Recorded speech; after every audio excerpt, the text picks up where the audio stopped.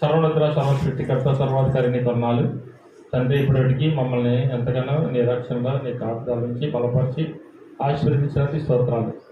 ఇంకా ప్రభా నా తండ్రి సంఘాన్ని అభివృద్ధిపరచు. అన్ని ప్రజలు ప్రభా గ్రామం అంతా కూడా వారికి కూడా తెలియపరిచి చివరి దినాల్లో ఉన్నాము. ఈ చివరి దినాల్లో ప్రభా నా తండ్రి నాయన అందరూ అంతటా మారు మనసు కలిగి ఉండాలి. నీ కోరిక ప్రకారంగా మేమందరం ముందుకు సహాయం చేయమని, మా బాధ్యతను మేము నెరవేర్చడానికి సహాయం చేసి దీవించమని యేసుక్రీస్తు నామములో ప్రార్థించి వేడుకున్నా తండ్రి, ఆమేన్. హల్లెలూయా, హల్లెలూయా. దావీదు కీర్తనల నుంచి మనం చూస్తున్నాము. దావీదు కీర్తన ఎలాంటిదంటే 28 అధ్యాయము 1 నుంచి చూస్తున్నాం. దావీదు కీర్తన 28:1. అక్కడ దావీదు యొక్క యెహోవా నేను నీకు మొరపెట్టుచున్నాను, నా ఆశ్రయ దుర్గమా, మౌనంగా ఉండక నా మనవి ఆలకించము. అంటే దేవుడి యొక్క ఉద్దేశాలు తెలిసిన దావీదు, దేవుడు ఎలాంటి వాడో తెలిసిన దావీదు, దేవుడు ఎంతగా దేవుడికి దగ్గరైతే దేవుడు ఎంత దగ్గర అవుతాడో కూడా తెలిసి దావీదుకి. అది చాలా మంది గుర్తెరగరు. దావీదు ఎందుకంటే చిన్న వయసు నుంచే బాల్యదనం నుంచే సృష్టికర్త యెహోవాని స్మరణకు తెచ్చుకున్నాడు కాబట్టి ఆయన ఎప్పుడు స్తుతిస్తూ ఉండేవాడు. గొర్రెలు కాచేటప్పుడు కావచ్చు, అలాగే ఎక్కడున్నా సరే, కూర్చున్నా, నుంచున్నా, నడుస్తున్నా, నిత్యాభిష్కారంలో రాసినట్లుగా ఎక్కడున్నా సరే దావీదు దేవుణ్ణి తలంచుతూనే ఉంటాడు. అలాగే దావీదుకి శ్రమ వచ్చిందంటే దేవుడి దగ్గర ఈ విధంగా మొదలుపెడతాడు. అలాగే ఇప్పుడు 27 అధ్యాయంలో చూడొకసారి, దావీదుకి సంతోషం వచ్చినా కూడా తట్టుకోలేడు, దుఃఖం వచ్చినా తట్టుకోలేడు, సంతోషం వచ్చినా తట్టుకోలేడు.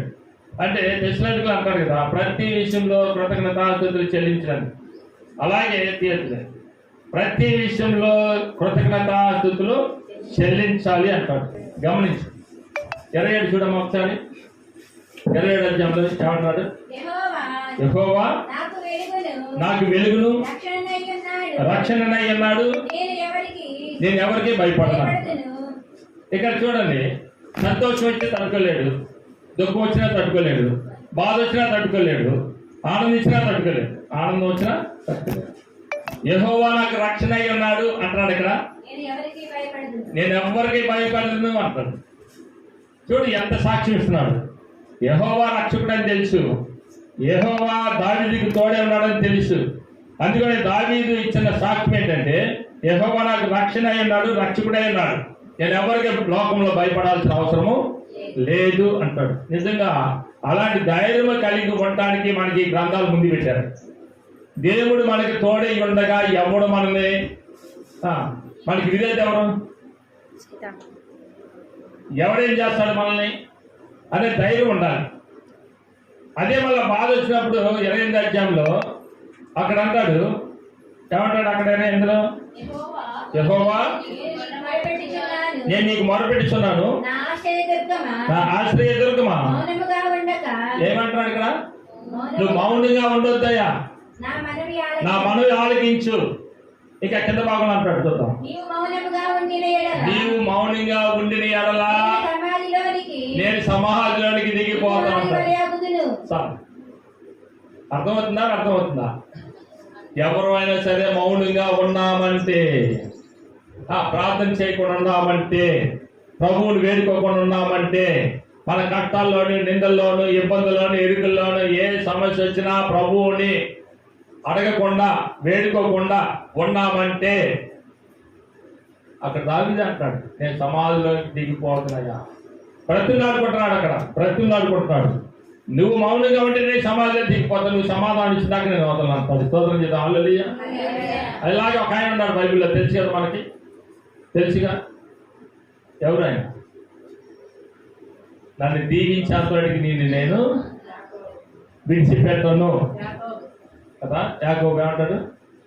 నీవు నన్ను ఆశ్రయించేంతవాడికి నేను నిన్ను విడిచిపెట్టను అంటాడు. స్తోత్రం చేద్దాం. హల్లెలూయా. నేను విడిచిపెట్టను.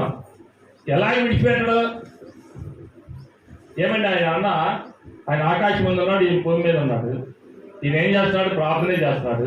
ఇంకేమన్నా పట్టుకున్నాడా? వాటేస్తున్నాడా? గట్టిగా పాదాలు పట్టుకున్నాడా? గట్టిగా ఆ పాదాలు వాటేస్తూ ఉన్నాడా? లేదు. దేవుడు ఎలాంటి వాడంటే నువ్వు ప్రార్థన చేస్తుంటే దిగి వచ్చాడంటే వెళ్ళలేదు. ఆ సమయంలో మనం ఏం చేయాలంటే మన కోరికలన్నీ దేవుడి ముందు పెట్టాలి. స్తోత్రం చేద్దాం. హల్లెలూయా. మన అవసరాలన్నీ ఆ దేవుడి ముందు పెట్టాలి. వెళ్ళలేడు కదా. వెళ్ళలేనప్పుడు మరి చేయాలా లేదా? అనే కదా. వెళ్ళలేదు కాబట్టి అక్కడ యాకోబు పెళ్ళి అక్కడ ఎట్లా ఉంటుందో, ఆయన వచ్చిందైనా ప్రాణభయం కోసం వచ్చాడు. తీయట్లేదు. ఆయన వచ్చిందే ప్రాణభయం కోసం వచ్చాడు, ప్రాణాలు కాపాడుకోవడం వచ్చాడు. అక్కడికి వచ్చిన తర్వాత ఆయనకు ఏం ఆలోచన వచ్చిందంటే, ప్రాణం కాదు నాకు కావాల్సింది, ఇదంతా నాకు అనవసరం. ఇప్పటివరకైతే చేసింది ఏదో చేశాను. మా డాడీని మోసం చేశాను, మా అన్నను మోసం చేశాను, మా మామను మోసం చేశాను, అందరూ మోసం చేశాను. ఇంకా నాకు ఇవన్నీ అవసరం లేదు. నాకు కావాల్సింది ఏంటో తెలుసా? నాకు కావాల్సింది ఏంటంటే నా తాతకి దేవుడివి, నా తండ్రికి దేవుడివి, నాకు కూడా దేవుడిగా ఉంటేనే. ఆమేన్. హల్లెలూయా. నా తాతకి దేవుడిగా ఉన్నావు, నా తండ్రికి దేవుడిగా ఉన్నావు, నాకు నువ్వు దేవుడిగా ఉంటే వదులుతా. అరే బాబు నన్ను వదులురా, నేను వెళ్ళాలంటే తెల్లారుతుంది, అలాగే వెలుగు వస్తుంది, సూర్యుడు ఉదయిస్తున్నాడు, వెలుగు వస్తుంది, నేను వెళ్ళాలి లే అంటే నేను అవుతున్నాను. స్తోత్రం చేద్దాం. హల్లెలూయా. అవునా కదా?